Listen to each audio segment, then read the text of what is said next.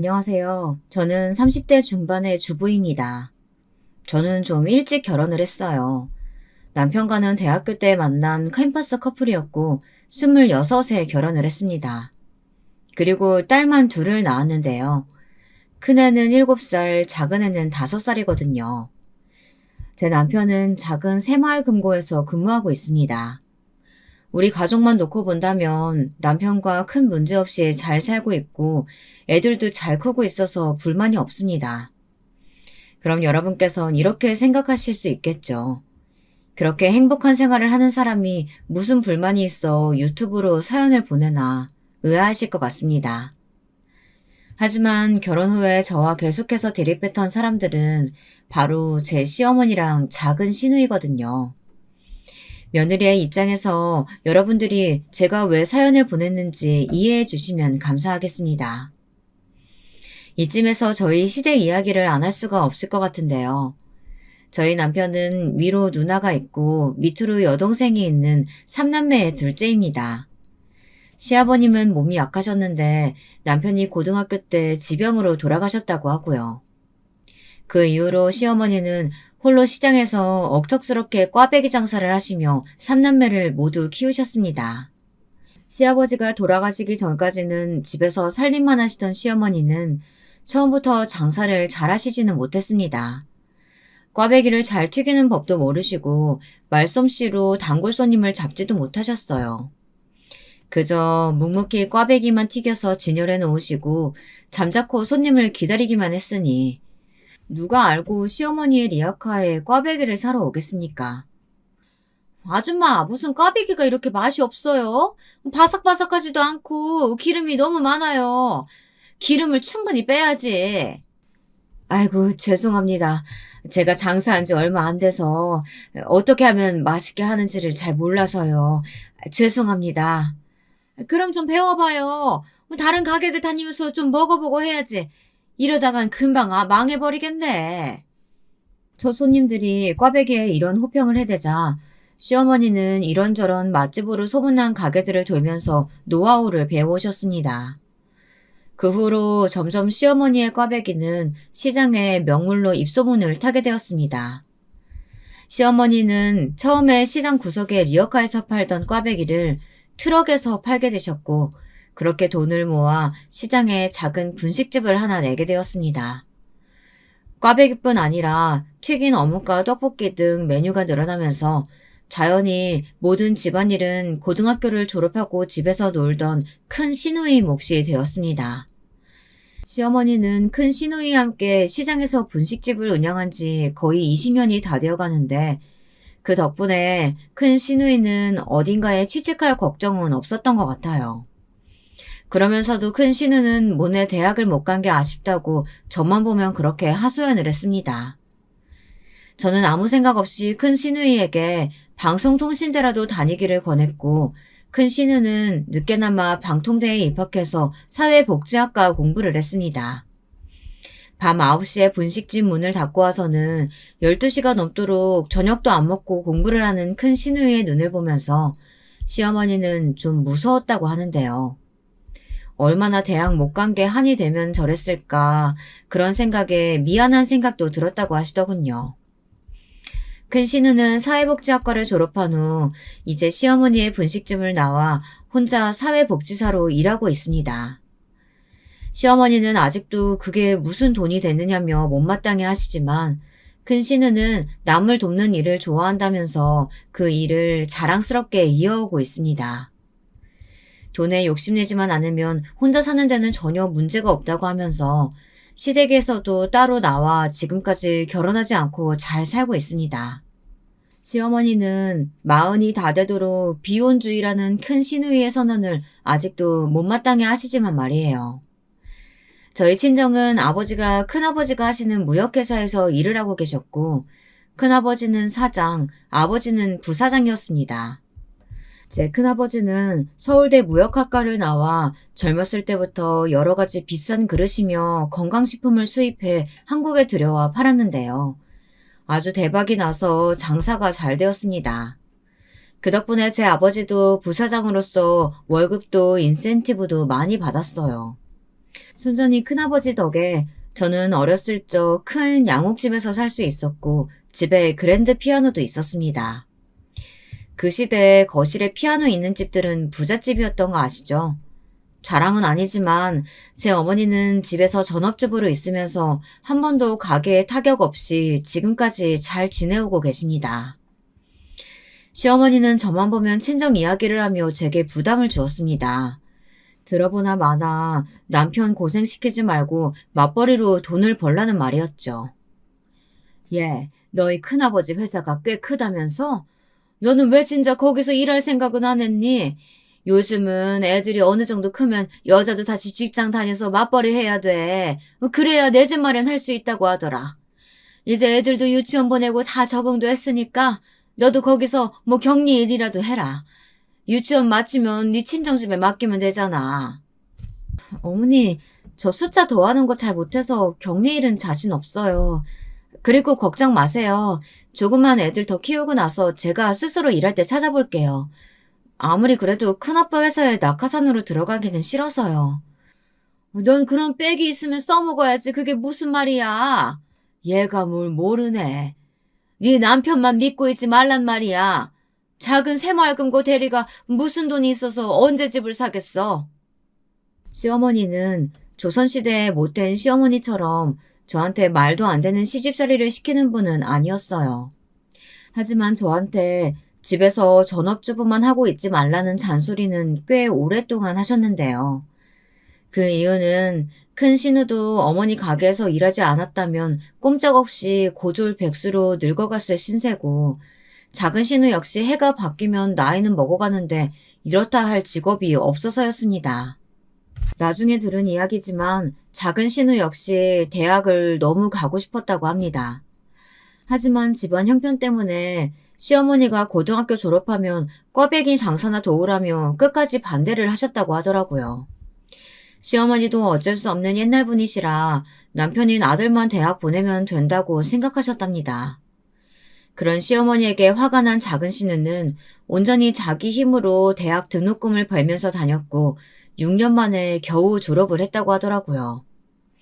그러나 제 막내 신우는 그렇게 독하게 다닌 대학이 무색하게 얼마 전까지 백수였습니다. 물론 작은 신우가 취업 준비를 안 한 건 아니지만 특별히 공부를 잘하는 편은 아니었거든요. 대학도 학과도 그저 그런 곳이었던 신우에게 맞는 취직 자리는 잘 잡히지 않는 것이었습니다. 신우는 대학을 졸업하고 공무원 시험을 준비한답시고 고시원에 들어가 돈도 많이 썼는데요. 5년이 지나도록 한 번도 합격을 하지 못했습니다. 그래서 시어머니인 백수인 작은 신우 때문에 오랫동안 골머리를 앓았습니다. 예, 경자야. 혹시 너희 남편 회사에 우리 막내딸 취직 좀 시켜주면 안 될까? 얘가 내 딸이라서가 아니고 좀 성실하고 책임감은 있거든. 그래? 네 딸 대학 어디 나왔어? 서울 경기권에 있는 좋은 대학 나왔어? 요즘에는 고학력 여자 백수들이 하도 많아서 네 딸 스펙이 어지간히 좋지 않으면 아마 안 될 것 같아. 서울에 있는 대학 안 나왔으면 명함도 못 내밀 거야. 아유, 미안하지만 안 되겠다, 얘. 어, 그래, 알았어. 작은 신우가 계속 집에서 놀고만 있으니 시어머니는 답답하셨는지 여기저기 아는 연주를 동원해 취직을 부탁하셨다고 하는데요. 그래도 요즘 같은 때에 취직하기가 하늘의 별 따기 아니겠어요. 거기다 신우는 지방대 출신의 대학교 성적도 그다지 좋지를 못했거든요. 대학에 가는 것만 목표였지 정작 대학교에서 학점 관리는 제대로 안 한 것 같더라고요. 옛날과는 다르게 요즘은 학점도 다들 엄청 높잖아요. 그래서 학점 외에 스펙을 쌓으려고 공부하고 자격증도 따고 그런 사람들도 많고요. 그러니 어쩌면 신우이가 취직을 못하는 건 당연한 것이었습니다. 그렇게 신우가 백수로 간간히 아르바이트만 4~5시간씩 한 지가 5년이 넘어가자 시어머니는 드디어 인내심에 한계가 오신 것 같았습니다. 집에서 노느니 차라리 분식집에 출근해 꽈배기 장사라도 하라고 그렇게 작은 신우이에게 잔소리를 하셨던 모양이었습니다. 그렇지만 작은 신우이는 시어머니에게 이렇게 말하는 것이었어요. 남의 가게에서 돈도 얼마 안 되는 아르바이트 하느니 엄마 도와서 시장에서 꽈배기 파는 게 낫지 않겠어? 엄마도 알바 한 명 줄이면 돈도 더 많이 벌 테고. 차라리 그 돈 너한테 줄 테니까 제발 가게 나와서 일 좀 해라. 엄마, 내가 엄마 꽈배기 가게 들어갈 거였으면 고생해서 대학 가지도 않았어.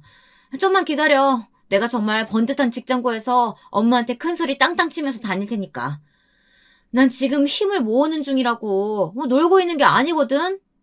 사실 말은 이렇게 하면서도 신우는 그다지 취직하는데 열과 성의를 보이지 않았어요. 공무원 공부도 완전히 놓지 못한 채 집에는 수험 서적이 쌓여 있었고 다른 데 취직하려고 자격증 딴다고 책만 사놓고 보지는 않았으니까요. 학벌도 별로고 이렇다 할 자격증 하나도 없는 작은 신우는 그래도 뭔가 믿는 구석이 있었는지 시어머니의 잔소리에도 끄떡하지 않고 집에서 호송세월을 보내기만 하고 있었습니다. 저는 작은 신우가 대학 다니고 백수 시절을 보낼 때 한창 아이 낳고 애를 키우느라 정신이 없었습니다. 남편을 외벌이로 두고 집안일과 육아는 혼자 거의 독박으로 하다시피 했던 터라 누굴 돌아보고 할 마음의 여유가 없었던 게 사실이거든요. 그래서인지 시어머니도 그동안 저한테 신우의 취직 자리 좀 알아봐 달라는 말은 차마 못하셨나 봅니다. 친구나 지인분들에게는 그렇게 부탁을 해도 거절당하셔서 그런지 저한테까지 자존심 다치기는 싫으셨던 이유도 있었을 거예요. 그런 백수의 신우였는데 어느 날 갑자기 시어머니 몰래 저를 찾아와 큰 일을 부탁하더라고요. 근데 그 신우의 부탁이라는 것을 들어보니 정말 어처구니가 없더군요. 저 언니한테 간절하게 부탁할 게 있는데요. 무조건 꼭 들어준다고 약속해요. 네? 아니, 아가씨. 무슨 일인지 알아야 부탁을 들어주죠. 제가 할 수 있는 거여야 되고요. 좀 더 구체적으로 제가 무슨 일을 하면 되는지 말을 해줘야죠. 사실 제가 엄마 몰래 사귀는 남자친구가 있어요. 공무원 준비하다 만난 사람인데 남친이 올해 초에 7급 공무원에 붙었거든요. 저도 9급이라도 붙으면 결혼하기로 했는데 알다시피 제가 계속 공무원 시험에 떨어지잖아요. 이미 나이는 30도 넘었고요. 저는 이 남자 놓치기 싫은데 상견례 전에 제가 어디라도 취직하면 남친이 상견례를 하자고 하는 거예요. 그래서 말인데 언니네 친정아버지 회사에다 제 취직 자리 하나만 만들어주면 안 될까요? 임시로라도요. 한 1, 2년만이라도요. 꼭 좀 부탁할게요, 언니. 저는 신우이의 정신 상태가 의심이 가기 시작했어요. 도대체 머릿속에 뭐가 들은 건지 솔직히 여러분들은 이해가 되시나요? 취직 자리를 결혼 성사를 위해 쓰겠다는 게 말이나 되나요? 그런 불순한 목적으로 회사를 다녀봐야 얼마나 가겠습니까? 저는 고개를 절레절레 저으면서 신우이에게 말했습니다. 아가씨, 내가 걱정돼서 하는 말인데 그런 목적으로 취직하겠다는 게 말이 돼요?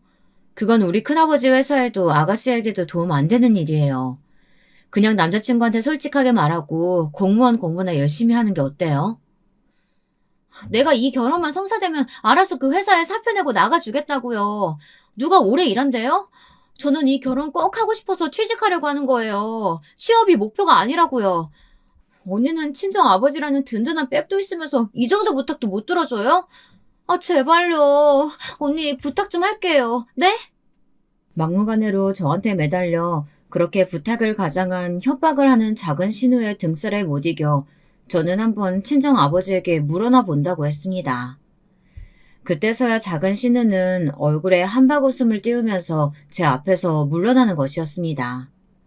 이 고집불통을 누가 말리겠어요. 어릴 때부터 막내로 자라 그런지 지금까지도 한 번 물면 놓지 않는 것이 우리 막내 신우였습니다. 고집이 엄청나서 시어머니는 물론 큰 신우도 남편도 동생 고집에는 두 손 두 발 다 들었다고 할 정도였으니까요. 자식이 되어 친정에 갈 때 좋은 소식만 가지고 가야 하는데 이번에는 저도 엄마 아버지께 면목이 없더라고요. 게다가 시어머니한테는 절대 비밀로 해달라고 하면서 언젠가 말을 해도 신우가 직접 한다고 하니 제가 얼마나 답답했는지 짐작이 가시겠어요.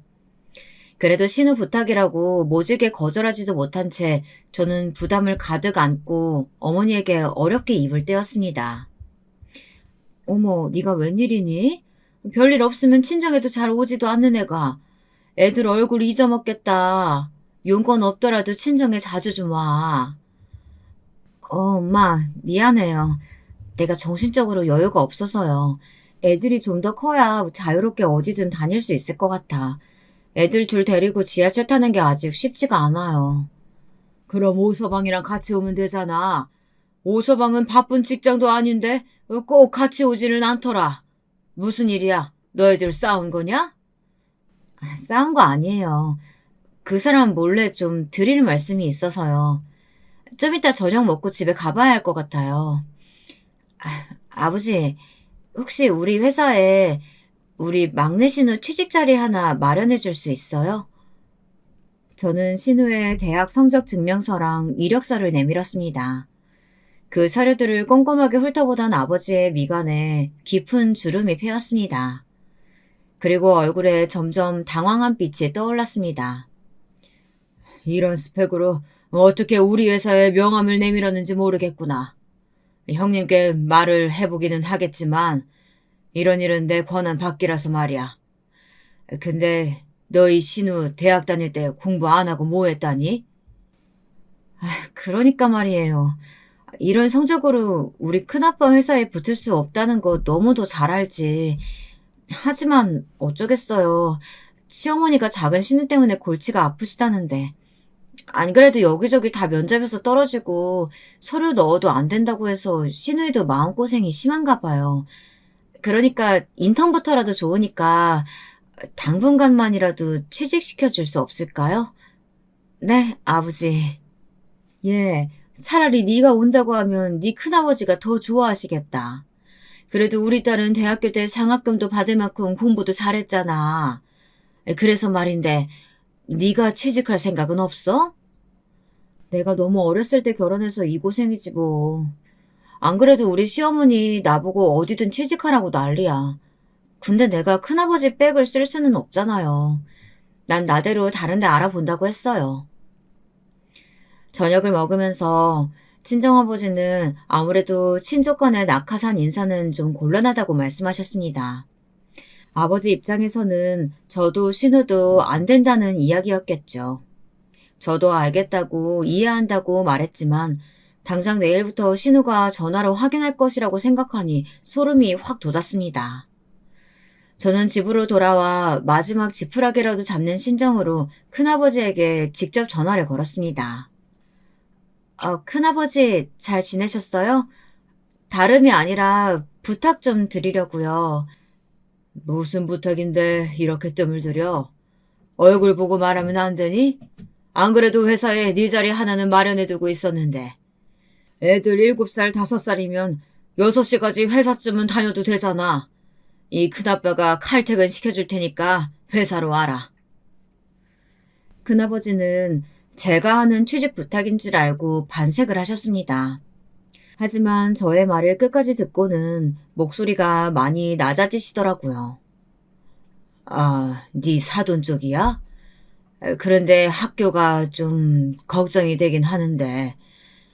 그래도 면접은 한번 오라고 해봐라. 내가 네 얼굴 봐서 네 신우 인턴으로 취직시켜줄게.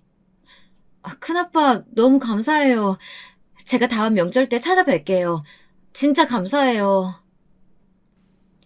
고집불통에 때만 쓰는 막내 신우의 부탁을 이제야 해결했다는 안도감이 들어 저는 긴장이 다 풀렸습니다. 당장 막내 신우에게 전화를 걸어 그 소식을 알렸습니다. 막내 신우의 전화 목소리에서는 숨길 수 없는 들뜬 기분이 어려 있었습니다. 어머 언니 정말이에요? 저 언제 면접 보러 오래요? 사실 다음 달에 오빠랑 상견례 날짜 잡으려고 했거든요. 제가 진짜 이 은혜는 잊지 않을게요. 고마워요 언니. 아가씨 명심해요. 내가 꽂아준 거라는 거. 절대 회사 다니면서 들키면 안 돼요. 그리고 오빠한테도 절대 비밀이에요. 알았죠? 그럼요. 내가 내 무덤 파는 짓 왜 해요. 걱정하지 말아요. 절대 아무한테도 말 안 할 거니까. 저는 신우에게 면접 볼 때 유의할 점들에 대해 아주 길게 잔소리처럼 나열하고 나서 전화를 끊었습니다. 기껏 추천을 해줬는데 면접을 망쳐 파투가 나버리면 안 되잖아요. 원래 신입사원 뽑을 시기는 아니지만 제가 일부러 마련한 면접 자리인 만큼 저도 책임을 안 느낄 수가 없었습니다. 제 큰아버지 회사가 그저 그런 무역상은 아니고 주식 상장도 된 좀 큰 중견 기업이거든요. 그런 만큼 큰아버지는 검증된 인재를 뽑아야 한다고 평소에도 말씀을 많이 하셨습니다. 그런데 그런 깐깐한 큰아버지의 마음에 과연 신우가 잘 맞을 수 있을지 걱정이 되는 건 어쩔 수가 없더라고요. 저는 이미 제 손을 떠난 일이니 더 이상 신경 안 쓰기로 굳게 마음먹었습니다. 지금 제가 할 일은 애들 씻겨서 재우고 친정에 가느라 못한 청소 빨래를 하고 얼른 자는 거였으니까요. 그런데 어떻게 된 일인지 막내 신우는 큰아버지와 직접 본 면접을 통과한 모양이었습니다. 며칠 후 신우는 저한테 기쁨에 차서 전화를 걸었습니다. 언니, 저 사돈 어른 회사에 인턴으로 합격했어요. 정말 고마워요. 다니는 동안에는 열심히 일할게요. 사돈 어른께 고맙다고 전해주세요. 저 다음 달에 무리 없이 상견례 할 수 있을 것 같아요. 아가씨, 잘 됐어요. 근데 웬만하면 아가씨 결혼하고 나서도 잘 다녔으면 좋겠어요. 좋은 회사니까 아가씨만 열심히 일하면 정직원도 될 수 있을 거예요. 그럼 좋긴 하겠지만 아직 그렇게까지 큰 희망은 마음에 없어요. 아무튼 알겠어요, 언니. 전화를 끊고 나서 저는 걱정이 되더라고요. 워낙에 어디를 튈지 모르는 럭비공 같은 성격을 가진 신우인 것을 잘 아니까요. 단체 생활에 제대로 적응을 할지 윗사람이 무서운 것은 알고나 있을지 모르겠더라고요. 그리고 나서 신우는 바로 다음 날부터 큰아버지의 회사에 출근을 하기 시작했습니다. 시어머니는 제 큰아버지 회사가 무역회사인 것만 알지 정확한 회사명을 모르고 계셨습니다. 그 때문에 신우이의 비밀은 얼마간 불안한 상태에서도 잘 지켜줄 수 있었습니다. 시어머니에게 동생의 취직 소식을 들은 남편은 의외라는 듯 저에게 이런 말을 하더라고요. 당신도 알고 있었어? 미나가 어디 대기업에 취직했다던데? 난 공무원 공부 더해서 9급이라도 붙었으면 좋겠다 생각했었는데 결국 고시 공부에 지쳐서 포기했나 봐. 그래. 그랬나 봐. 신우도 5년이나 가망 없는 고시 공부하기 힘들었겠지. 뭐 당신 동생이 그렇게 인내심이 많은 편은 아니잖아. 난 5년간 완전히 안 놓고 있었던 것도 대단하다고 생각해. 남편은 하긴 그렇긴 하다면서 쓴웃음을 지었습니다. 하지만 세상에 영원한 비밀은 없는 법이잖아요. 시어머니는 작은 신우가 드디어 취업한 것이 그렇게 자랑하고 싶으셨는지 하루는 온 가족들에게 전화를 돌리면서 신우의 취업을 축하하는 자리를 마련하겠다고 선언을 했습니다. 신우가 취업에 성공한 지 한 달 만에 시어머니는 시댁으로 모든 가족들을 다 불러놓고 고급 중국 음식을 배달해 잔치상을 차렸습니다. 그러면서 저한테 미리 와 상 차리는 걸 좀 도와달라고 하시더라고요. 시어머니의 명령이니 어쩔 수 없이 애들을 데리고 남편을 재촉해 차를 타고 갔습니다. 시댁에 도착하니 시어머님은 아버님이 돌아가신 후 왕래도 거의 없던 시아버지 쪽의 형제분들도 불렀고 또 시어머니의 형제분들도 초대를 했더라고요. 집에서 하기에는 꽤나 규모가 큰 행사처럼 되어버리고 말았습니다. 어머니의 기분을 이해 못하는 건 아니지만 꼭 이렇게까지 크게 일을 벌였어야 했는지 저는 지금 생각해도 이해가 되지 않아요. 결혼식 뒤풀이면 이해가 돼요. 막내딸이 취직에 성공한 정도로 시댁의 고모랑 외삼촌들까지 불렀어야 했나 싶더라고요. 여러분들도 그렇게 생각하지 않으시나요? 저희 어머니가 좀 과한 것 같지 않으신가요? 막내 신우도 사귀는 남친 부모님께 잘 보이기 위한 시한부 회사 생활이 완전히 기정사실화되자 부담이 되긴 했던 모양이에요. 시어머니에게 귓속말로 이렇게 말하는 것 같더라고요. 엄마, 일을 왜 이렇게 크게 만들어? 나 인턴으로 합격해서 정직원 될지 1년이나 지나봐야 한다니까. 근데 친척들까지 초대할 필요가 뭐가 있어? 그냥 우리 식구들끼리 저녁 한 끼 먹으면 되지. 얘, 모르는 소리 하지 마. 듣자하니 거기 주식회사라며 유명한 회사일 거 아니야. 그런 곳에 인턴이긴 하지만 합격한다는 게 쉬운 일이니? 그러니까 내가 마지막으로 너라도 좀 자랑하고 싶어서 그랬다. 그동안 외삼촌이나 이모들 자식들이 얼마나 잘 돼서 내가 그 자리 가서 밥을 얼마나 얻어먹었는지 아니? 그게 또 가시방석이야. 그래서 신세 갚을 겸해서 마련한 자리니까 너도 그냥 웃으면서 거들기나 해. 시어머니는 고집스럽게 친척들을 모아놓고 그 자리에서 작은 신우의 취직턱을 내며 마음껏 자랑을 하셨습니다. 저는 정말 아무 말도 하지 않고 조용히 밥만 먹고 올 생각이었어요.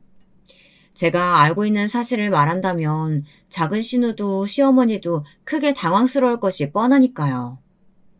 하지만 그날 시어머니는 선을 아주 세게 넘으셔서 결국은 제 인내심의 한계를 불러왔습니다. 예, 거기 소주 좀 더 가지고 와라. 얼른 삼촌들 옆에 놔두려. 네, 어머니 잠시만요. 아휴, 내가 가져올게. 당신 앉아있어. 애들 밥 먹이고. 남편이 소주를 가지러 간 사이 술에 엄청 취하셨던 시어머니가 갑자기 저한테 삿대질을 하시며 소리를 빽 지르시는 거였습니다. 야, 넌 뭔데 시어머니가 시킨 일을 네 남편한테 미뤄? 너는 이 집안에서 서열 꼴찌, 일해야 되는 며느리야. 그렇게 눈치가 없어서 나중에 애들 키우고 취직이라도 할 수 있겠어? 애들이 밥상에서 밥을 주물럭대며 장난을 하고 있길래 제가 애들을 돌보고 남편이 대신 소주를 좀 갖다 준 것이 시어머니는 그렇게 마음에 안 드셨나 봅니다. 아니, 남편이 제 대신 소주를 가지러 간 게 어머니가 그렇게 화를 내실 일인가요? 하지만 시어머니는 나를 잡았는지 아예 팔을 걷고 계속해서 저한테 소리를 지르시는 거였어요. 이래서 며느리가 잘 들어와야 하는 건데 이년아, 네가 내 딸 판만 닮았어 봐라. 너 모르지? 우리 미나 7급 공무원 남자친구 있는 거? 이번에 취직하면 다음 달에 남친이랑 상견례 하기로 했다. 우리 아들도 새마을금고에서 대리까지 승진했고. 그런데 넌 그동안 뭐 했니?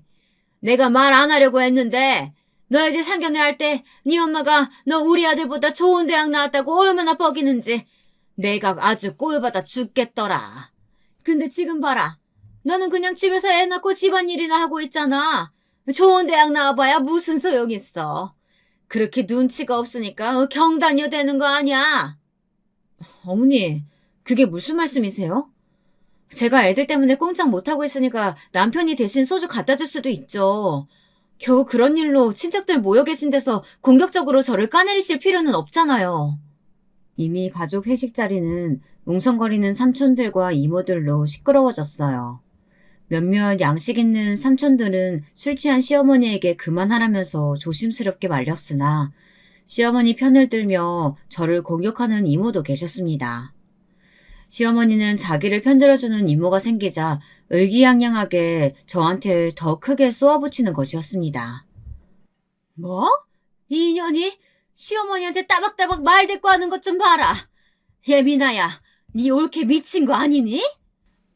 엄마 왜 그래? 올케가 큰 잘못한 것도 아닌데. 엄마 속 타는 건 알지만 이제 좀 그만해요. 올케 언니도 힘들어요. 작은 신우에게 화살이 돌아가자 작은 신우는 안절부절 못하면서 저한테 눈짓을 하기 시작했어요. 화가 나겠지만 제발 사실만은 말하지 말라는 뜻이었겠죠. 저는 처음에는 이를 악물고 참아보려고 했습니다. 하지만 시어머니의 막말은 거기서 그치지 않았습니다. 내가 말이야, 바른 말이지. 처음부터 우리 현준이랑 너 결혼하는 거 마음에 안 들었어. 기집애가 자존심만 세고 남편을 자기 밑으로 생각하잖니. 너는 집에서도 밖에서 일하는 남편 부려먹지? 그깟 집안이라고 애 둘 키우는 거 가지고 유사 떨지 말란 말이야. 그리고 애들 맡기고 얼른 취직하라는 이 시애미 말을 귀등으로도 안 들어. 너 나도 얕잡아 보는 거지? 어머니 억울해요. 저 그런 생각한 적 없어요. 정말 아무것도 아닌 일로 왜 저한테 막말하세요? 저도 다 생각 있어요. 애들 1, 2년 더 키우고 나서 다시 공부해서 변호사 되려고 했다고요. 뭐? 아이고, 변호사 같은 소리하고 앉았네. 네가 무슨 수로 그런 어려운 시험을 봐? 애들 낳고 키우면서 7, 8년 동안 얼마나 머리가 굳었겠니?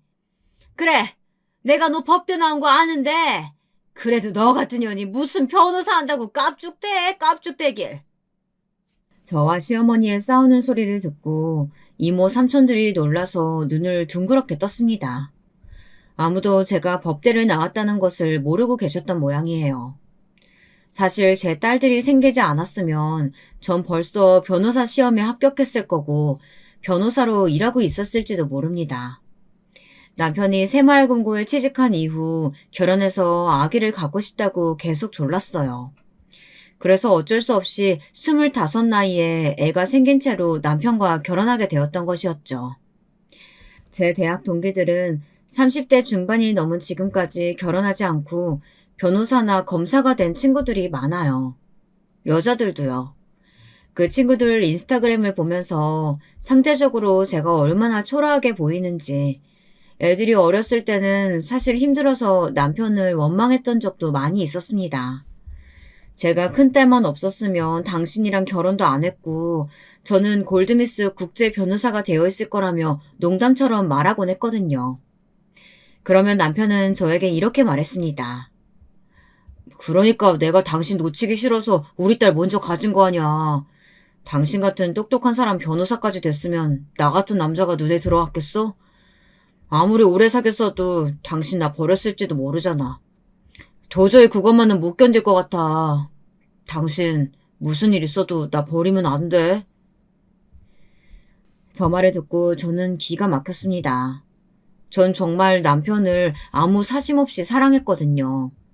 어릴 때 만나서 그저 서로 좋아서 조건 같은 거 안 따지고 결혼까지 이어진 거고요. 그때까지는 남편만은 제 편인 줄 알았습니다.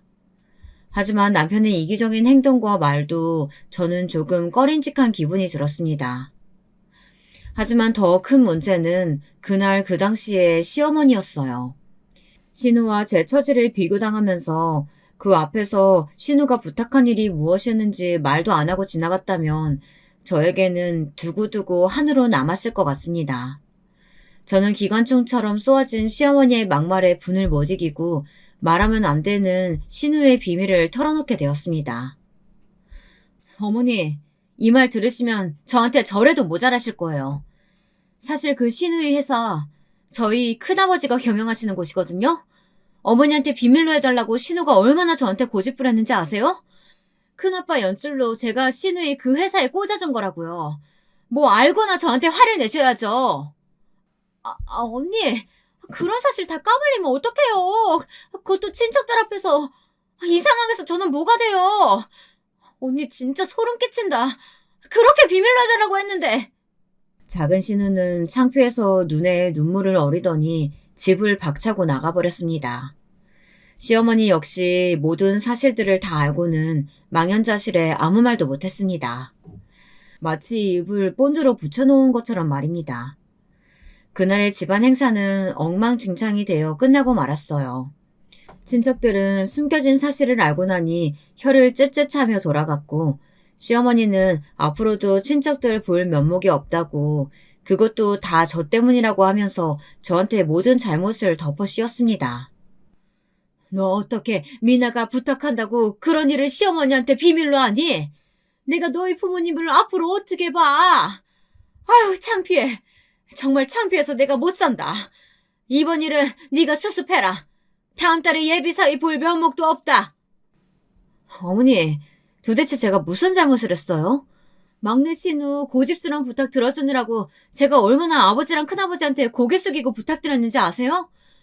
말이야 바른 말이지. 어머니도 양심 있으면 생각을 좀 해보세요. 작은 신우 스펙에 어디 영감생심 저희 큰아빠 회사에 취직이 되겠어요? 제가 취직시켜달라고 부탁했어요. 조금 모자라더라도 성실하다, 사람은 좋다 이렇게 마음에도 없는 말들 해가면서요. 여보 이제 그만해. 나도 이런 말 들으니까 좀 당황스럽네. 아무리 내 동생이지만 미나가 제 스스로 들어간 줄 알았는데 당신이 큰아버님한테 부탁한 거라니.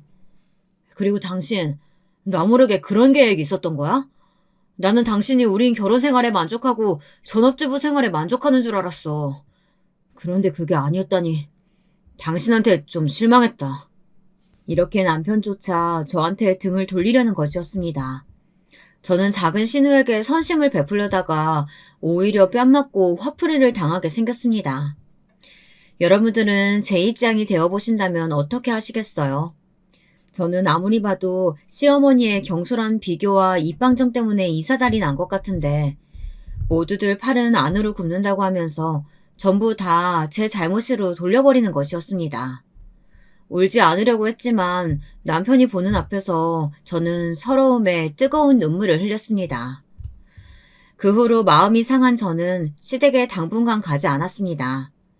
시어머니나 작은 신우가 보기 싫어서도 있었지만 저의 선의가 오히려 그들에게는 저를 원망할 수 있는 좋은 구실이 된 것 같아 싫었습니다.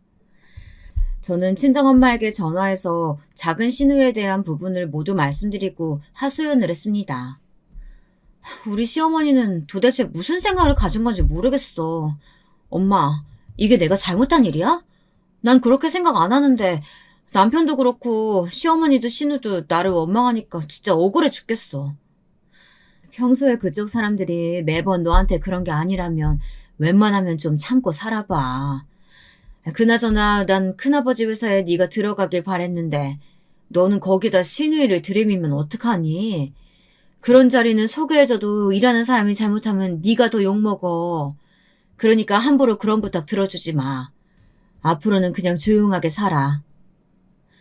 그래서 저는 그 다음 달에 작은 신우가 남친을 소개해준다고 시댁으로 오라는 전화를 받았지만 이렇게 말했습니다. 언니, 저 오늘 집에 남자친구 데리고 와요. 상견례 때는 그래도 언니도 와야 하잖아요. 그 전에 얼굴이나 한번 봐요. 아가씨, 그 전에 나한테 뭐 할 얘기 있지 않아요? 그날 그러고 나가서 시어머니한테 한마디도 안 했다면서요. 그러면 아가씨를 회사에 소개시켜준 내 입장이 뭐가 돼요? 그날 일은 언니가 잘못한 것 같은데요. 우리 엄마도 좀 과하긴 했지만 엄마는 술을 너무 많이 마셔서 말실수한 거고 언니는 나랑 굳게 약속한 비밀을 그 앞에서 누설해버린 거잖아요. 그건 무게가 다르지 않아요? 난 언니한테 미안한 짓 안 했어요. 우리 엄마는 언니한테 사과해야 될지 모르겠지만 난 미안한 거 없는데요? 작은 신우는 이렇게 말하고 매정하게 전화를 뚝 끊어버렸습니다. 이렇게 매몰찬데 제가 그 집을 뭐하러 가겠어요. 이제는 시댁에서 무슨 짓을 한다고 해도 모른 척하기로 마음먹었습니다. 그리고 저는 인강으로 다시 법 공부를 하기 시작했어요. 무슨 일이 있어도 변호사 시험에 합격해 저를 무시한 시댁과 남편에게 복수를 하기로 결심했거든요. 제가 한번 마음 먹으면 진득하게 엉덩이 붙이고 공부하는 성격이에요. 그래서 대학 다닐 때 과에서 1등도 해봤고 성적 장학금은 1년도 놓치지 않고 졸업했거든요. 퇴근한 남편이 제가 식탁에서 공부하고 있는 모습을 보자 놀랐는지 바로 다가와 묻더군요. 당신 정말 공부해서 변호사 되려고 그러는 거야? 난 당신이 자존감 살리려고 그냥 해본 말인 줄 알았는데. 우리 애들도 잘 크고 있고 나도 당신 내조 받아서 안정적으로 직장 다니고 있는데 당신이 나보다 더 월급 많이 받고 바빠지면 나 무시할 거 아니야. 그러니 그냥 공부하지 말고 되는 대로 살자. 지금 와서 공부하면 언제 합격할지도 모르는데 왜 그렇게 힘든 길을 가려고 해. 제 남편은 그동안 피해의식이 많았는지 제가 공부를 그만두는 게 빠르다고 절 설득하려는 거였습니다. 하지만 저는 전혀 그만둘 생각이 없었어요. 저는 조용하게 목소리를 깔고 남편을 무서운 눈으로 노려보면서 대답했습니다. 이제껏 당신이 지금 행복하다, 이게 행복이다 그러면서 날 가스라이팅 했다는 생각 안 들었어? 당신 어머니가 나한테 시댁 갈 때마다 뭐라고 하신 줄 알아? 맞벌이라도 해야 집 산다고, 애 키웠으면 친정에다가 돌봐달라고 하고 나보고 일하래. 어머니는 정작 우리 애들 돌봐주실 생각도 안 하시면서 며느리를 애 키우는 기계로 전락시키더니 이제 애들 크니까 다시 일해서 자기 아들 등에 빨대 꽂고 살지 말라고 하시는 거야. 그래서 어머니 소원대로 해드리려는데 뭐가 나빠? 이왕 일할 거 당연히 당신보다 많이 벌어야지. 어머니 하시는 말씀이 당신 혼자 벌어서 언제 집 사고 건물 살 거냐고 그러시던데. 그동안 싸움이 될까 싶어 남편에게 말 못했던 사실을 전부 이야기하고 나니 저는 속이 시원했습니다. 하지만 듣는 남편은 자존심이 상했는지 얼굴이 점점 흑빛이 되더라고요. 남편은 당장 전화해 시어머니에게 소리쳤습니다. 어머니, 애엄마한테 돈 벌라고 하면서 부담 주셨어요? 당연한 거 아니니? 전업주부 그거 언제까지 할 건데? 너 혼자 벌어가지고 언제 전셋집 면할 거니? 네가 말 못하는 것 같아서 내가 며느라기 볼 때마다 잔소리 좀 했다. 왜? 그 애가 그것도 시애미 잘못이라고 하디? 그게 아니고요. 저는 이 사람 나가서 일하는 거 싫다고요. 이 사람이 진짜 변호사 되면 나 같은 남편 얼마나 무시하겠어요. 그래서 일하지 말고 애나 키워라. 계속 이렇게 말하고 있었는데 중간에서 어머니가 다 파토내시면 어떡해요? 아이고 못났다. 너 진짜 내 아들 맞니? 될 가능성이 있는지는 몰라도 걔가 변호사 되면 걔 등에 네가 빨대 꽂고 살아. 그러면 되는 걸 뭘 그렇게 쪼잔한 소리나 하고 자빠졌어.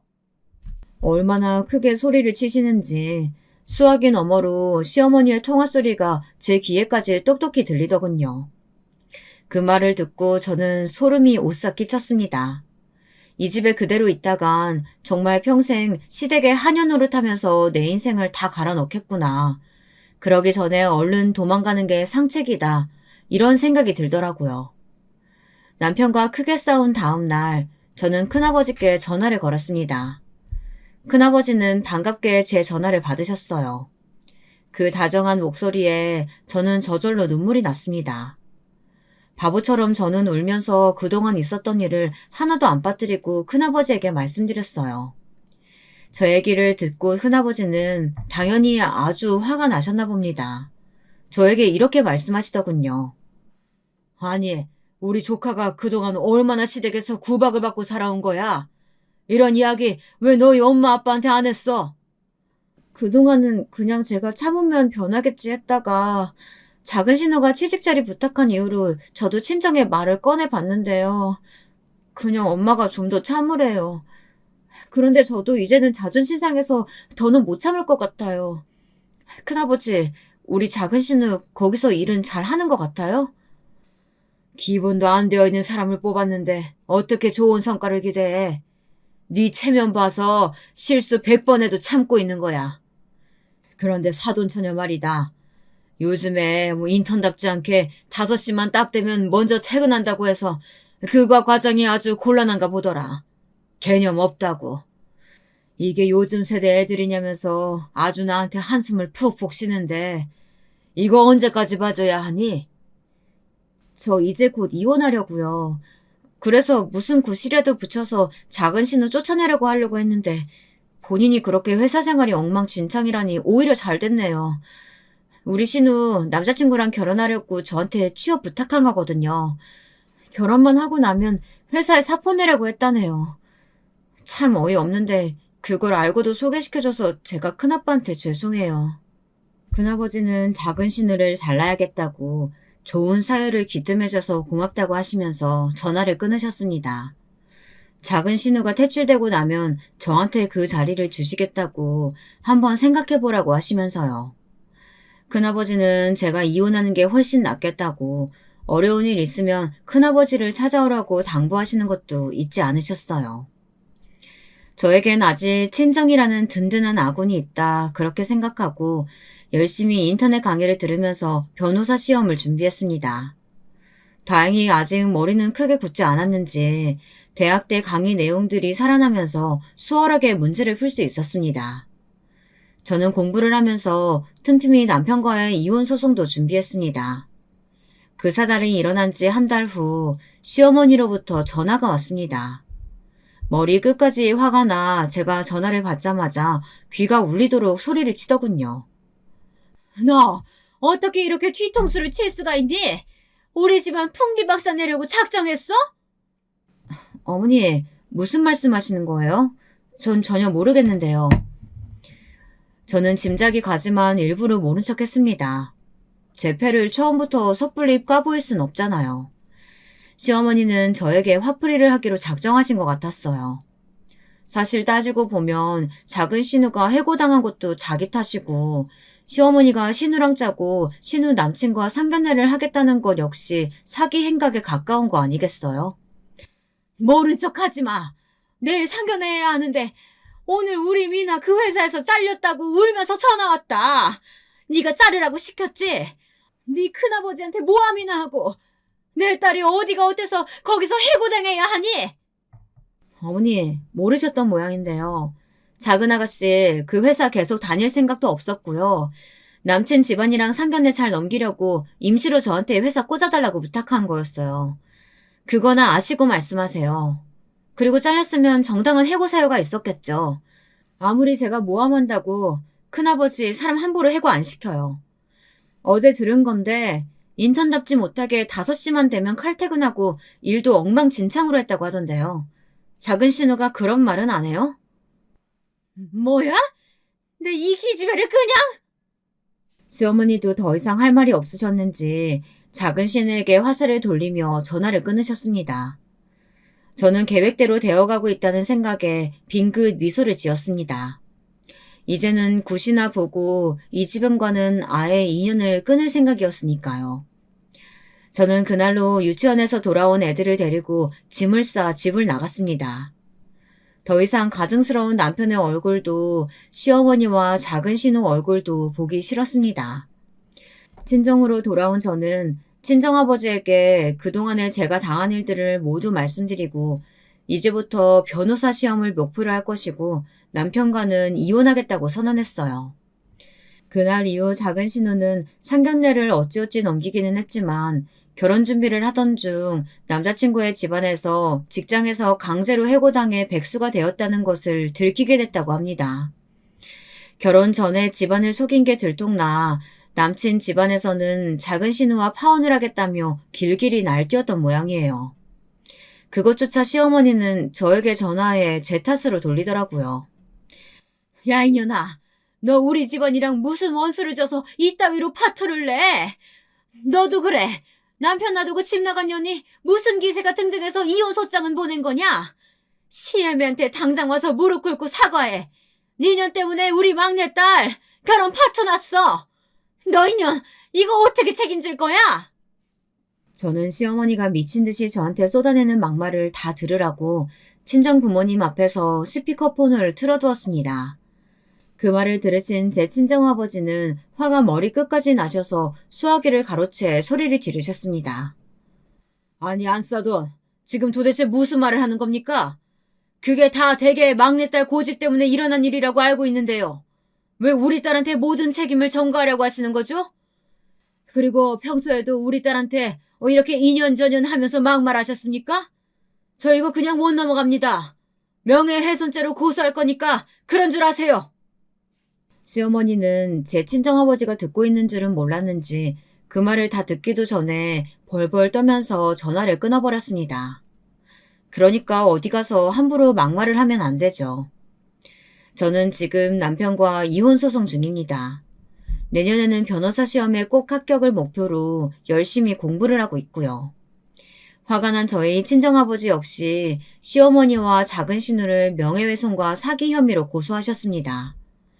남편은 정말로 저를 가스라이팅 하려고 했던 건지 아직도 전화를 해 빌어도 보고 협박도 하고 하면서 소송 취하하고 집으로 돌아와 달라고 말합니다. 처음에는 측은해서 이야기나 들어줄까 했더니 이 사람이 하는 말이 정말 가관이라 이제는 전화도 차단하고 받지 않습니다. 무슨 말을 하는지 여러분 궁금하지 않나요? 당신이 내 그늘에서 벗어나서 하나라도 될 일이 있을 줄 알아?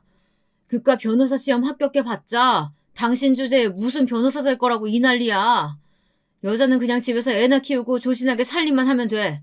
당장 이혼 소송 그만하고 집으로 돌아와. 내일 들어오면 다 없었던 일로 생각하고 용서해줄게. 어? 됐어. 당신 같은 피해망상증 환자한테 더 이상 구걸하듯 살고 싶지 않거든. 내가 능력 있어서 변호사 준비하겠다는데 네가 뭔데 그걸 막으려고 난리야. 당신 그 말 그동안 나를 완전히 무시하고 살았다는 거 아니야. 진짜 소름 끼친다. 이제껏 사이코를 착한 남편으로 믿고 살아왔던 내 8년간의 결혼 생활이 너무 아깝다. 다시는 안 돌아가. 이제 당신 전화 차단할 거니까 알아서 해. 사랑하고 믿었던 사람에게 뒤통수를 맞고 나니 오히려 깨끗하게 남편을 포기하고 냉정하게 돌아설 수 있게 되더라고요. 여러분, 오늘 저의 사연 어땠나요? 이 사건은 저에게도 굉장한 고구마였는데요. 이 소송이 끝나고 나면 조금이라도 속 시원해졌으면 좋겠다고 생각합니다. 저의 딸들이 크면 나중에 엄마로서 해주고 싶은 말은 이것뿐입니다. 연애할 때도 남자에게 속지 말고 남편이라고 너무 믿지 말고 자신만의 능력을 키워야 한다고요. 여러분들에게도 딸이 있으시면 무조건 남편 말 따르거나 싫은 일이 있어도 맞는 말 못하고 참지 말라고 충고해 드리고 싶습니다. 긴 이야기 들어주셔서 감사합니다. 여러분들 가정에 행복이 가득하시길 바라겠습니다.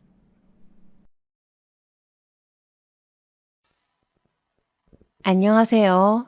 저는 60대 초반의 아들 둘을 둔 주부입니다. 젊었을 적엔 저도 60대라 하면 인생을 다 산 꼬부랑 할머니일 줄 알았는데 막상 60을 지나고 보니 50대, 40대일 적 마음과 크게 다른 게 없더군요. 다만 제게 일어나는 모든 일에 있어서 조금 더 너그러워지고 초연해지는 여유가 생겼다는 점이 가장 큰 변화라고 할 수 있겠네요. 하지만 그런 저에게도 감당하기 어려운 고난이 찾아오는 바람에 힘든 시간을 보내야만 했는데요. 이번 유튜브 사연으로 그 이야기를 꺼내보고자 합니다. 부족한 글솜씨니 마음 편안히 들어주셨으면 합니다. 저는 충청도 한 시골에서 남편과 함께 인삼밭 농사를 지어왔습니다. 20대까지만 해도 다른 도시에서 직장을 다니던 저였지만 사촌의 중매를 통해 지금 이곳 마을이 고향이던 남편을 만나 정착하게 되었죠. 뜻하는 대로 흘러가지 않는 게 인생이라 하지만 어릴 적엔 제가 시골에서 농업을 하게 될 거라고는 생각을 못했습니다. 그건 타고난 농사꾼들만이 할 수 있는 일이라고 여겼으니까요. 그런데 뜻하지 않게 남편을 따라오게 되었고 어느새 저도 그럴듯한 농사꾼이 된 겁니다. 처음엔 안 해본 일이 없던 것 같네요. 고추 농사나 가지 농사도 지어보고 복숭아를 키워서 과수원도 해보고요. 그 무엇 하나 쉬운 일이 없었어요. 남편과 둘이 일궈내기엔 너무나 손이 많이 가는 일에다 여름만 되면 18시간씩 일해야 하는 그야말로 중노동이었으니까요. 해도 끝이 없는 일에 손끝 하나하나가 갈라져 감각을 잃어가도 저는 아내이자 엄마로서 살아내야 하기에 하루하루에 최선을 다하며 일했죠. 남편은 저에게 항상 고맙다고 했지만 남편 또한 참으로 정직하고 성실한 사람이라 잠 한 번 편히 못 자고 몸이 부서질 듯 일해왔으니 저에게도 참 고마운 사람이죠. 그렇게 40년이 지나고 보니 어느새 빚을 갚고 새 집을 짓고 자식들 물려줄 재산 정도 모았네요. 그 모두가 알뜰히 써가며 구슬땀 흘려 모은 결과이기에 저에게는 지난 세월이 마치 훈장처럼 느껴집니다. 적어도 남 부끄럽지 않게 해줄 수 있는 부모가 되었단 생각에 뿌듯하기도 했고요. 그래서인지 제 삶의 마지막 숙제가 있다면 두 아들이 각자의 자리에서 성공하여 잘 먹고 잘 사는 모습을 보는 게 아닐까 싶어요. 자식 가진 부모라면 다 똑같겠다만 저에게도 두 아들은 제 목숨과도 같은 존재예요.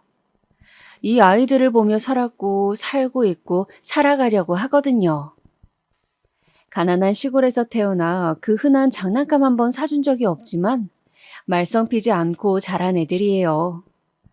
제가 못 배운 터라 제대로 된 교육도 못했지만 타고난 성향이 그런 건지 참으로 순하게 커주었죠. 그게 저의 자랑거리이기도 했고요.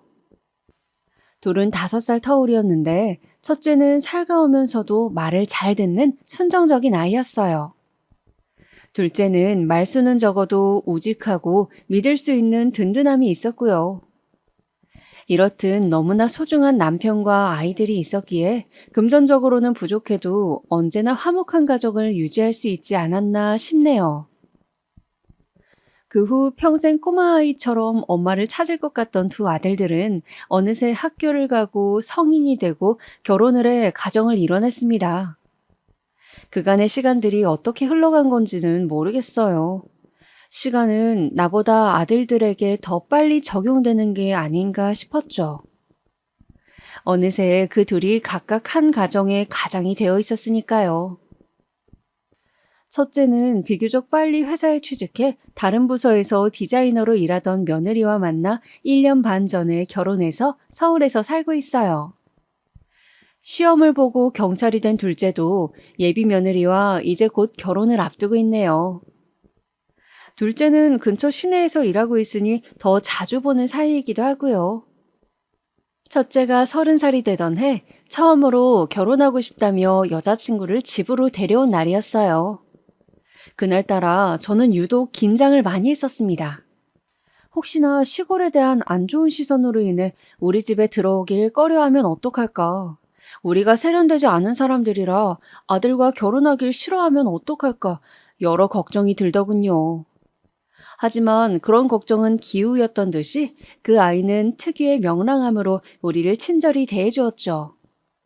이런 마을은 처음 와봤지만 도시와 다르게 자연의 따뜻하고 온화한 분위기가 마음에 든다면서요.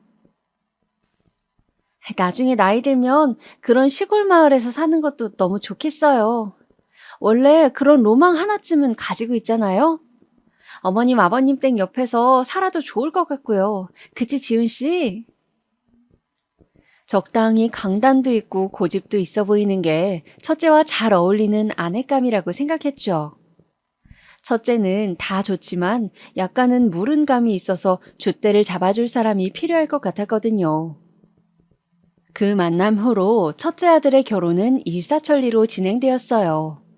그동안 모아둔 돈으로 집을 마련해 주려고 했지만 첫째가 거절하더라고요. 자신이 모아둔 돈도 있고 첫 집은 대출받아서 전세로 가려고 했다면서요. 그래도 자식이 결혼하는데 부모가 되어서 손 놓고 있을 순 없으니 반 정도는 보태주었습니다. 첫째는 너무나 미안해하면서도 고마워하며 꼭 갚겠다고 했지만 어차피 자식들에게 나누기 위해 모아온 돈이라 전혀 아깝지 않았습니다. 오히려 제 계산보다 한참 적은 금액을 지원해준 터라 나이가 더 들고 나면 가게라도 차릴 목돈을 물려주기로 염두에 두었죠. 둘째는 사실 결혼을 안 할 줄 알았어요. 워낙 애가 숫기가 없어서 연애와는 담을 쌓았거든요. 그런데 중학교 동창을 다시 만나더니 이렇게 식을 올리게 된 거예요. 그 사람이 누구든 간에 둘째가 함께할 반려자가 생겼다는 것만으로도 저는 정말 행복하더라고요. 결혼이 삶의 종착역은 아니지만 그래도 내 자식들만은 일생이 외롭지 않도록 결혼하는 걸 봐야 마음이 편할 것 같았거든요. 어찌됐건 여기까지가 제가 걸어온 길고도 짧은 길이에요. 고단한 삶이었지만 순탄하다면 순탄한 일상이기도 했죠. 하지만 문제는 예상치 못한 시기에 갑자기 저를 덮쳐왔어요. 첫째가 결혼한 뒤 1년 반이 지나고 둘째가 결혼을 반년 정도 앞둔 때였습니다. 별로 좋은 이야기는 아니지만 상황을 위해 먼저 설명하자면 남편이 나무를 하다가 낮은 절벽에서 떨어지는 바람에 다리가 부러졌는데 그 뒤로 거동이 불편해졌거든요. 가뜩이나 나이를 먹을수록 농사일이 버거워져서 줄이려던 참이니 남편도 휴식을 취할 겸 여름부터 겨울까지 반년 정도만 아예 쉬기로 했습니다. 몇 년 동안은 계속 살펴야 하는 인삼밭을 제외하고서요. 막상 쉬려고 하니 또 좀이 쑤셔서 싫더군요. 매일 아침 등산을 가고 강아지를 데리고서 산책도 다니는 등 틈틈이 많이 움직이면서 운동을 하려 했어요. 사람 몸은 너무나 잠깐 사이에 굳어버리니 최대한 건강을 유지하려고 하면서요. 쉬면서 그동안 못 갔던 교회도 가고 책도 읽고 동네 이웃들과 어울려 지냈네요. 그런데 삶에 여유가 생기니 우리 엄마가 보고 싶더라고요. 엄마는 요양원에서 지내고 계셨습니다. 저희 집은 5남매였지만 엄마가 치매를 앓게 된 탓에 돌봐줄 만한 사람이 없었거든요. 저라도 나서서 모실까 했지만 전 일을 시작하면 왼종일 밖에 있어야 하고 그럴 바엔 차라리 형제들이 모여있는 서울에 계시는 게 좋지 않을까 싶었습니다. 돌아가면서 엄마를 찾아뵈면 될 테니까요. 다만 제가 살고 있는 곳이 요양원으로부터 너무 멀어서 자주 찾아뵙질 못했어요. 그게 항상 마음의 짐으로 남아 있었네요.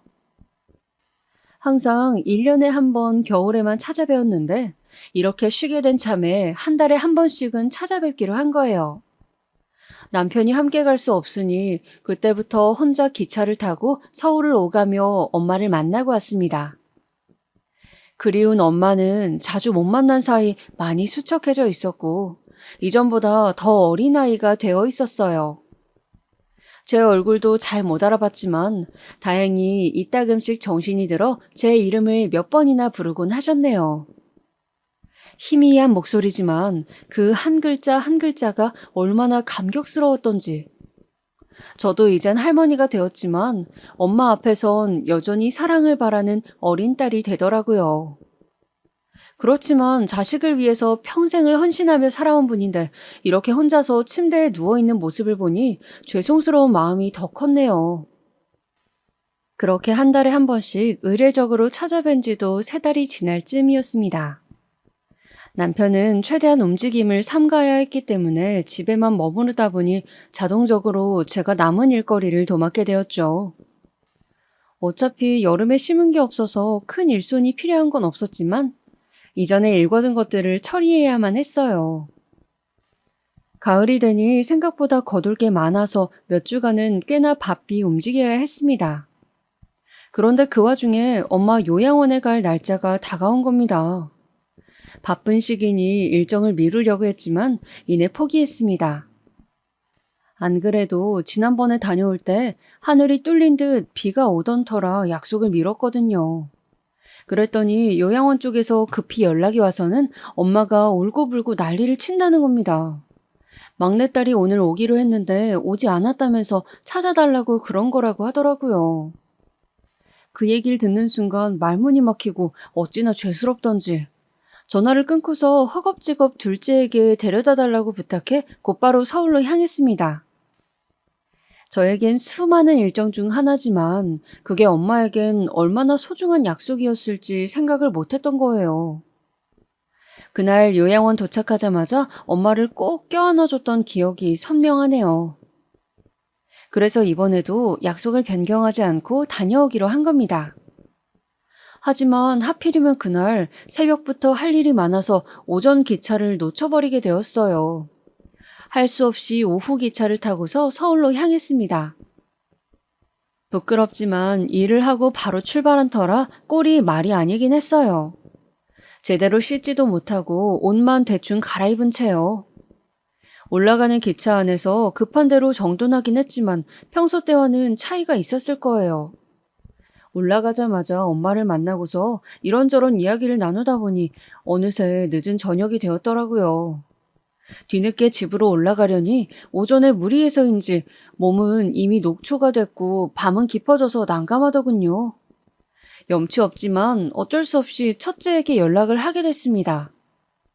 이전에도 외할머니 요양원에 가게 되면 본인 집 근처니 와서 자고 가라고 몇 번 말했거든요. 하룻밤만 신세지자는 생각으로 연락해보았더니 고맙게도 바로 오더라고요. 첫째 집은 예전에 첫 이사를 했을 때 잠시 들린 것 말고는 처음이었습니다.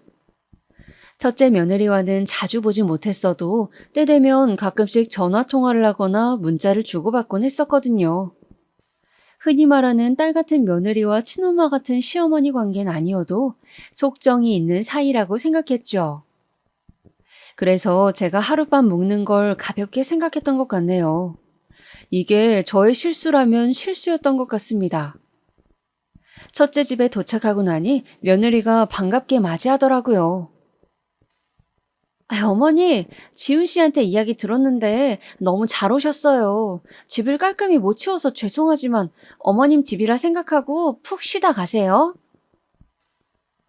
고마워라. 이렇게 갑자기 오게 돼서 다은이 너한테 너무 미안하네. 신세지고 싶지 않았는데. 그런 말씀을요. 오히려 잘 됐어요. 밤늦게 돌아가시면 위험하셨을 테고 이렇게 된 거 아들 집도 구경하시면 좋잖아요. 빈말이라도 먼저 나서서 반겨주고 챙겨주는 며느리가 너무나 고맙더군요. 저는 샤워를 마치고서 아들 부부와 함께 이런저런 이야기를 나누었습니다. 저는 그동안 제가 남편과 둘이 지내며 있었던 소소하고도 소박한 하루 일과들, 지난 여름 동안 마을에서 일어난 수많은 자연 변화와 여러 볼거리들에 대해서 말해주었죠. 괜스레 걱정할까봐 요양원을 오가며 엄마와 있었던 일에 대해선 이야기하지 않았지만요. 아들 쪽 이야기도 들어보니 그 부부도 열심히 살고 있던 것 같더라고요. 둘은 같은 회사를 다니고 있는데 회사 상황이 점점 안 좋아져서 부업으로 할 만한 다양한 일을 알아보고 있다고 했어요. 며느리가 인테리어 일을 하니까 그 전공을 살려서 카페 창업 쪽으로 생각한다고요. 그저 나이든 시골 할머니로선 아들과 며느리가 하는 이야기가 무슨 말인지 정확히 알아듣진 못했지만요. 이런저런 생각이 많은 것 같기에 먹고 사는 걸 걱정하는 건 모두가 같은 고민이니 제가 해줄 수 있는 조언을 해주기도 했어요. 대화 중간중간 둘째가 하고 있는 일에 대해 묻기도 했지만 저도 자세히는 몰라서 대답해주긴 어려웠어요. 며느리가 말하길 도련님은 말투가 너무 딱딱하고 경직돼서 대화하기 어렵다고 하더라고요. 살가운 첫째와는 다르다면서요. 그때는 몰랐지만 아마도 둘째 험담을 하고 싶어 했던 것 같네요. 저의 눈치 없음이 이렇게 또 상황을 모면하는 데 도움이 된 것 같아요. 그렇게 반가운 만남도 잠시 저는 고단한 몸을 이끌고 이만 잠에 들기로 했습니다. 아들 부부에겐 깜박하고 말 못했지만 내일 일찍 내려갈 예정이었거든요. 남편이 걱정돼서 오래 자리를 비울 수가 있어야 말이죠. 아들이 안내한 빈 방에 들어가 남편에게 안부 전화를 했어요. 그러고선 누웠는데 잠자리가 낯설어서 그런 건지 몸은 피곤하지만 막상 잠이 안 오더라고요. 그렇게 한참을 뒤척이다가 목이 타서 물이나 마실까 싶어 거실로 나왔어요. 내일 출근할 텐데 혹여나 저 때문에 깰까 주변을 더듬거리면서 조심히 걸어갔죠. 그런데 안방 쪽에서 말다툼하는 소리가 들리는 겁니다. 내가 낄 일은 아니다 싶어서 모른 척하고 컵에 물을 따르고 있었어요. 물이 은은하게 조로록 떨어지는데 그 소리 사이로 며느리의 한마디가 들린 겁니다. 작은 목소리였지만 너무나 선명하게 들려왔어요. 그래서 어머님은 언제 간대? 저는 설마 제 이야기인가 싶어서 천천히 안방 쪽으로 걸어갔습니다. 그냥 끝까지 모른 척 했다면 그 후엔 지금과 아예 다른 상황이 펼쳐지고 있을지도 모르겠네요. 하지만 그때 당시 저는 혹시 제가 민폐되는 일을 한 걸까봐 겁이 났어요. 그래서 꼭 그 이야기를 듣고 싶었던 것 같아요. 제가 안방 틈 사이로 들었던 대화는 정말로 아들 부부가 한 말이 맞는지 또 다른 사람이 있는 건 아닌지 의심될 정도로 상상 못한 이야기였습니다. 차마 다시 떠올리는 것조차 두려운 일이지만 두 사람의 대화는 분명 이런 내용이었어요. 그래서 어머니는 언제 간대? 모르겠어. 아마도 오래 계시진 않을 거야. 지금 시골에 일도 많으니. 아니, 그래서 그게 정확히 언제냐고. 지금도 어머니한테 호레비 냄새가 나 죽겠어. 그 수태지 같은 호레비 냄새 말이야. 마주보고 있는데 내 머리가 다 아플 지경이라고. 나 냄새에 예민한 거 몰라? 도대체 나더러 언제까지 버티라는 거야? 미안해. 네가 그렇게까지 민감하게 생각하는 줄 몰랐어. 오늘은 아마도 일하고 오셔서 그런 걸 거야. 내일 하루만 더 참으면 되는데 괜찮을까? 엄마는 분명 내일 오전쯤에 나가실 거야. 당신이 그랬지? 어머니 요양원으로 병문안 다니신다며. 알고 보면 본인이 다녀야 하는 거 아니야? 저렇게 굼뜨고 냄새나는 노인네는 그냥 요양원에 있는 게 도와주는 거라고. 귀찮게 비위 맞춰주는 것도 한두 번이지. 다투는 소리가 잦아들었지만 저는 그 자리에서 한 발자국도 움직일 수 없었어요. 그 순간만큼은 차라리 꿈이길 바랬습니다. 잘못 들은 거길 바랐어요. 그토록 믿고 의지했던 첫째 아들 부부에게 배신당하고 모욕을 받은 게 너무나 수치스러워서요. 나를 저렇게 쓸모없는 노인네로 생각하면서 앞에선 존경하는 어른인 척 사랑하는 가족인 척 굴었다는 게 정말이지 너무나 끔찍했습니다.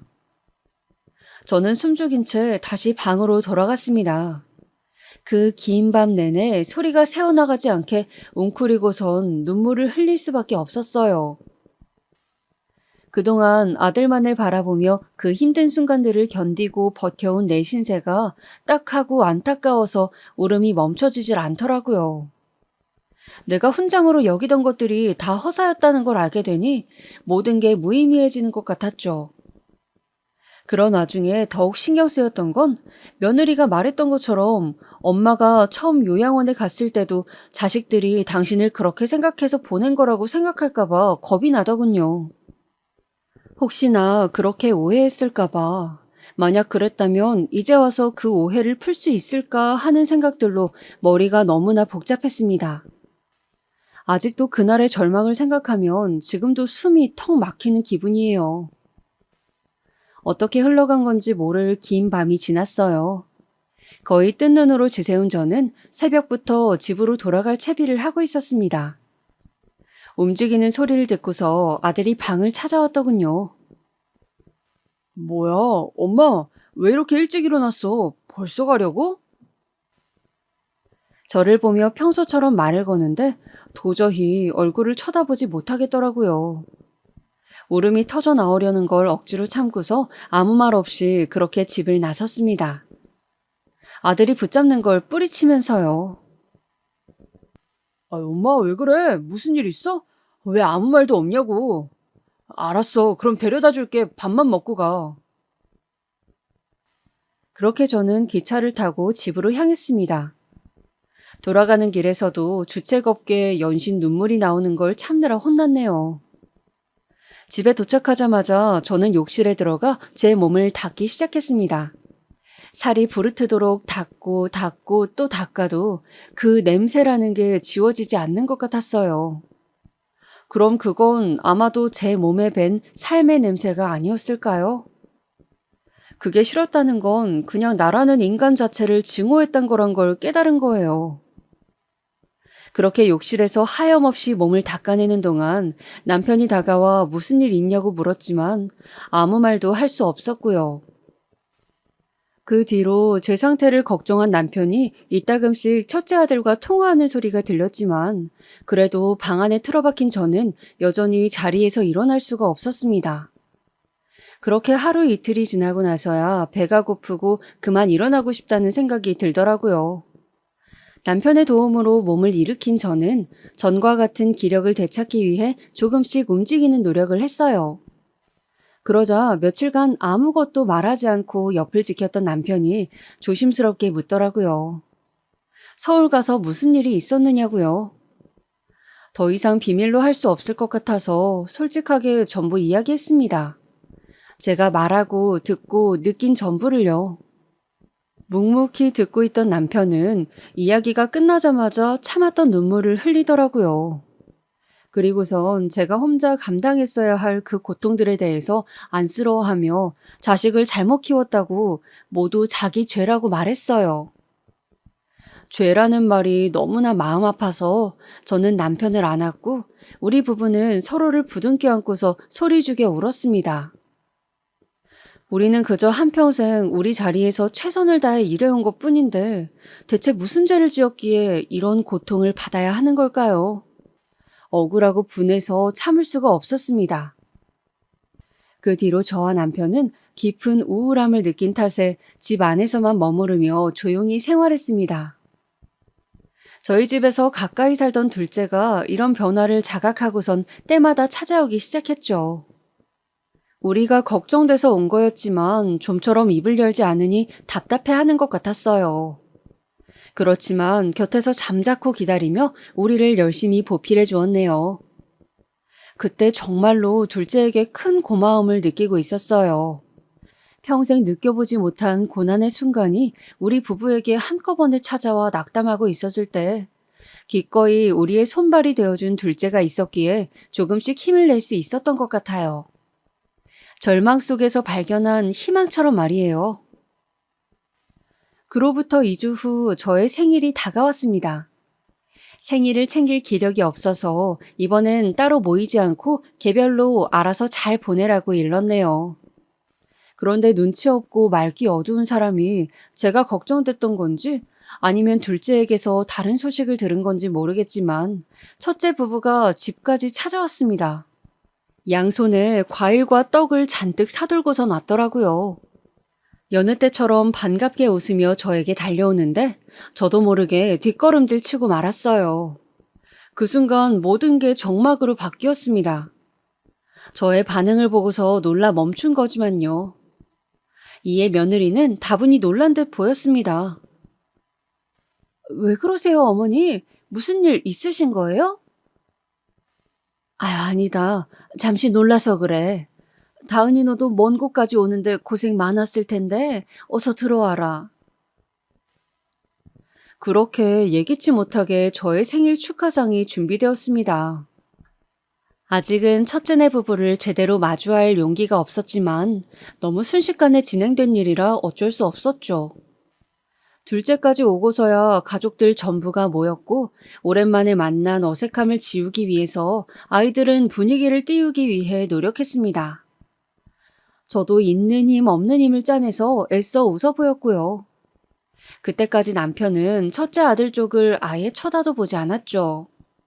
크게 화를 내려는 걸 제가 옆에서 계속 말려서 멈출 수 있었어요. 오늘 같은 날은 웃어 넘기자고요. 그런데 문제는 다 함께 저녁을 먹고서 과일을 먹는 때에 발생했습니다. 과일 하나를 집어서 먹으려는데 갑자기 첫째 며느리가 짠 하는 효과음을 내더니 선물 상자를 내밀더군요. 생신 축하드린다면서 가장 해맑은 얼굴로 선물을 준 거였어요. 저는 이번에도 애써 미소를 띤 얼굴로 선물을 받아들었습니다. 그리고 조심스럽게 풀어본 그 순간 저는 또다시 얼어붙고 말았어요. 며느리가 준비한 선물은 향수였습니다. 제가 향수를 보며 아무 말도 못하고 있는데 며느리가 옆에서 신이나 설명을 이어가더라고요. 어머니, 제가 어머니를 위해서 고르고 고른 향수예요. 엄청 인기 좋은 제품이거든요, 이거. 힘들게 일하시고 나서 이 향수를 가볍게 한번 뿌리고 나면 새 옷 입은 것처럼 산뜻하게 바뀔 거예요. 어때요? 좋죠? 저렇게 말하는데 한편으로는 그때 아들 집에서 들었던 목소리가 같이 떠오르더라고요. 지금도 어머니한테 호레비 냄새 나서 죽겠어. 그 수태지 같은 호레비 냄새 말이야. 마주보고 있는데 머리가 다 아플 지경이라고. 나 냄새에 예민한 거 몰라? 저는 그 어지러운 목소리들을 더 이상 참지 못하고 향수가 담긴 상자를 바닥에 던져버렸습니다. 첫째와 둘째, 며느리와 남편은 그 자리에 굳어서 얼어붙어 버렸죠. 그리고서 저는 여태껏 너무나 물어보고 싶었지만 다시는 아들 얼굴을 보지 못하게 될까봐 차마 묻지 못했던 것들을 며느리를 향해서 소리쳤어요. 제발 그만해라. 다은이 너 내가 호레비 냄새 나서 향수 준 거니? 네 눈에 나는 구역질 나는 병균 덩어리니까 이렇게라도 악취를 지우고 싶어서 선물해 주는 거야? 너무 고맙다. 네 마음이 잘 느껴져. 겉으로 웃으며 헤헤거리면 네 그 까만 속내가 안 보이니까 모든 게 만만하지? 그러니까 시어머니인 나를 이렇게 기만하는 거 아니야. 제 악에 바친 외침에 며느리는 놀라서 아무 대꾸도 하지 못하더라고요. 그 와중에 첫째 아들만이 뛰어와서는 제 손을 부여잡고 말하길. 엄마, 왜 이래 갑자기? 그게 다 무슨 말이야? 엄마가 왜 병균 덩어리냐고? 그러니까 내가 왜 너한테 그런 존재가 돼야 해?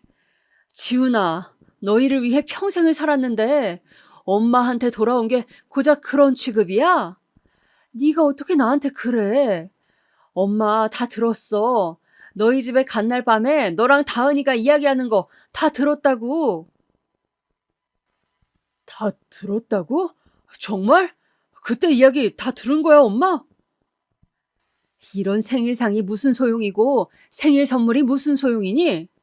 엄마 마음을 갈기갈기 찢어놓고선 태어난 날을 축하해주겠다고? 너희 때문에 처음으로 난 태어난 걸 후회하게 됐는데 이럴 거면 차라리 요양원에 맡기지 그래. 더러운 짐짝 취급받느니 그게 훨씬 더 사람 사는 것 같겠네. 아들은 더 이상 아무 말도 하지 않았습니다. 그래요. 자기가 사람이라면 어떤 대답도 할 수 없었겠죠. 제 울부짖음에 둘째는 어느 정도 상황이 파악이 된 듯 아직도 제 손을 붙잡고 있는 첫째를 제게서 떨어뜨려 놨습니다. 남편은 아들과 며느리에게 크게 호통을 치며 꾸짖는 것 같았어요. 그러자 며느리가 그제야 저에게 와서 말을 하더라고요.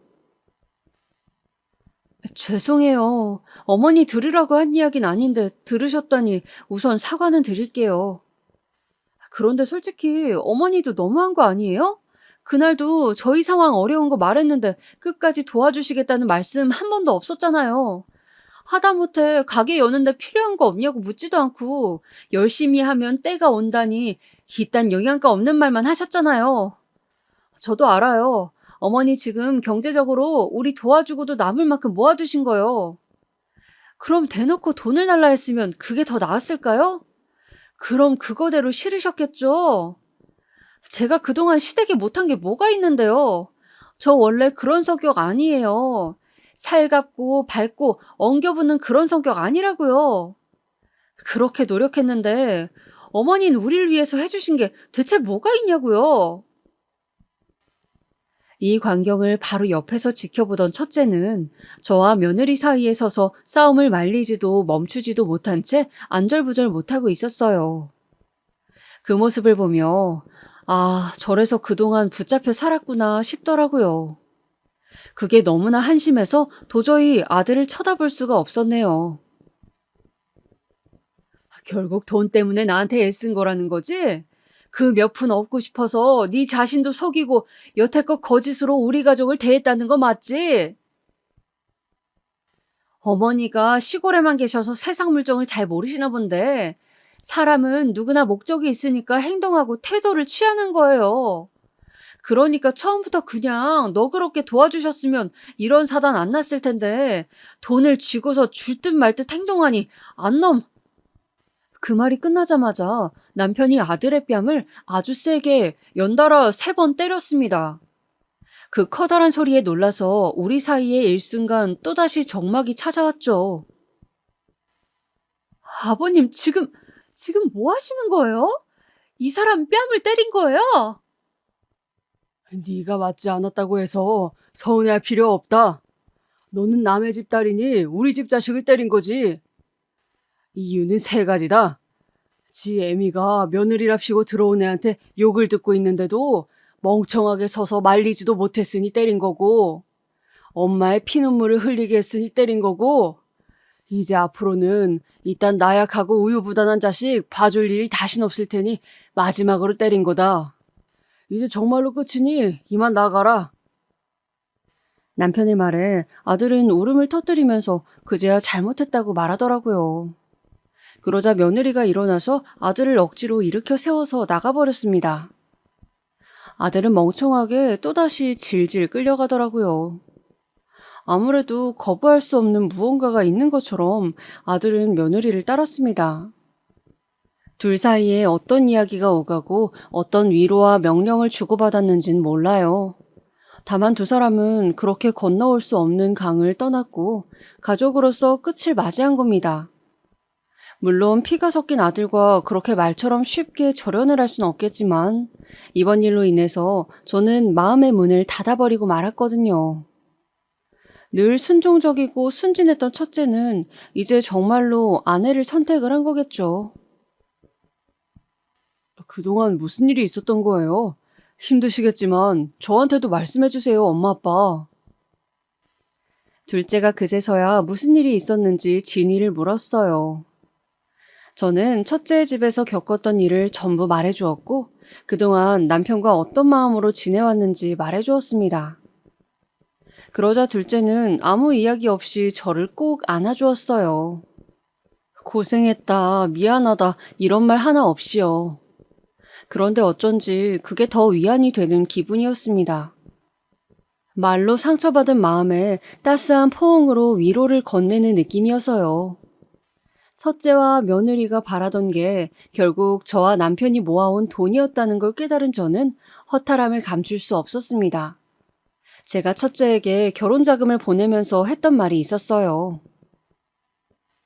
지금 이렇게 보태주긴 하지만 네가 원하면 이것보다 더 내어줄 수도 있어. 엄마 아빠는 언제나 너를 응원하고 너의 편으로 존재할 테니 도움이 필요하면 말해줘. 그런데 아들은 이 말을 며느리에게 고지고대로 전했을 테고 둘은 그렇게 우리 재산이 탐이나 제 성격에 맞지도 않는 다정한 척을 해온 거겠죠. 자식들을 위해 모아온 돈인데 오히려 그 돈 때문에 자식을 버리게 되는 날이 올 줄은 꿈에도 몰랐던 일이네요. 저는 더 이상 또 다른 분쟁이 일어나지 않도록 어서 재산을 처분해야겠다는 생각만 들었습니다. 그래서 저와 남편이 앞으로 노후 자금으로 쓸 돈만을 남겨두고 나머지 돈을 한 통장 안에 모아두기로 했죠. 하나 둘씩 땅을 처리하다 보니 돈을 벌어야겠다는 일념하에 참 많은 곳에 손을 댔다는 걸 깨달았습니다. 이 밭들도 내 일터이자 집 같은 곳이었으니 막상 팔면서 섭섭함을 느끼기도 했고요. 그렇게 모아보니 통장 안에는 어느새 3억가량의 돈이 모였습니다. 우리 부부가 앞으로 먹고 살 돈을 제외했으니 제 기준으로 이 정도면 꽤나 많이 모아뒀다고 생각되더라고요. 그 모아둔 돈에서 조금 떼어 엄마 요양원 병원 침실도 바꿔드렸어요. 집으로 데려올 순 없지만 그렇게라도 조금 더 편히 모시고 싶은 마음이었습니다. 남은 빚은 앞으로 살면서 더 자주 찾아뵙는 걸로 갚아나가야겠죠. 제가 엄마를 버렸다고 생각이 들지 않게 사랑하는 마음을 담아서 가려고 합니다. 그러고 나서 얼마 후 남편이 첫째 부부와 둘째, 예비 며느리를 집으로 불렀습니다. 안녕하세요, 어머니. 오랜만이에요. 그동안 잘 지내셨죠? 그래, 덕분에 별 문제 없이 잘 지냈다. 다행이네요. 궁금하실 텐데 저희도 회사 다니면서 열심히 살고 있어요. 카페는 조만간 어떻게든 차리려고 준비 중이고요. 나중에 개업하면 한번 놀러 오세요.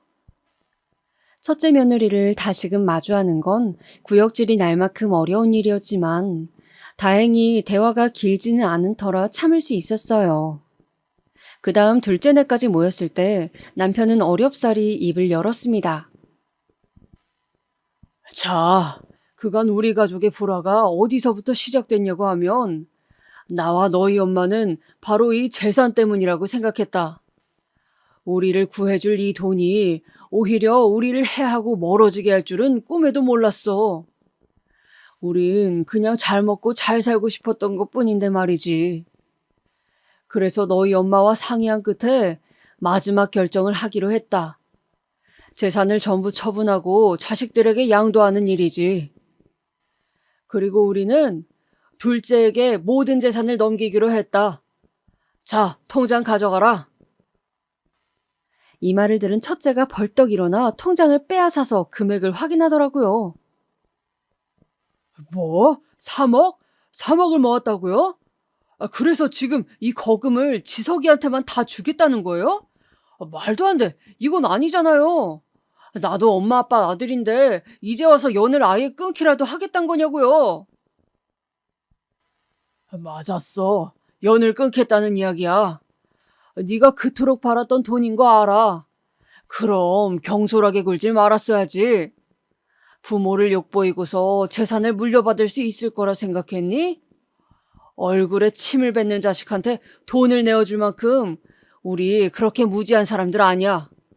그걸 지금이라도 너희가 깨닫길 바라. 어머님, 아버님, 일단 결정하셨다면 돈이 얼마든 원하는 대로 처리하세요. 저는 저에게 주어진 상황 속에서 열심히 살아가면 되니까요. 그런데 저는 사실 저번 일을 오늘 꼭 사과드리고 용서를 구하고 싶어서 온 거거든요. 그것만은 알아주셨으면 좋겠어요. 어머님 이야기를 했던 것도 전부 진심이 아니었고 어쩔 수 없는 상황이 만들어낸 저의 오만함 정도로 받아들여 주셨으면 좋겠어요. 예, 다은아. 나는 어쩔 수 없니, 오만함이니 그런 말들 어려워. 그래서 그냥 그게 너의 진심이라고 생각하려고. 그리고 돈은 욕심 없다는 말로 들리니 다행인 것 같네. 우리 모든 땅을 팔아 번 돈이 다 저기 있거든.